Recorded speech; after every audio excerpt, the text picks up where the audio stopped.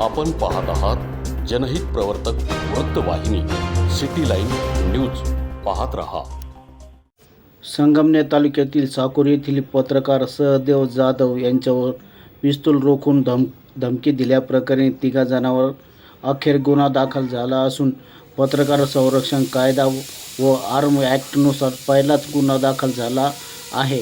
जाधव यांची सुपारी देऊन लोकशाहीचा गळा घोटण्याचा प्रयत्न येथे झाला असल्याचे बोलले जाते.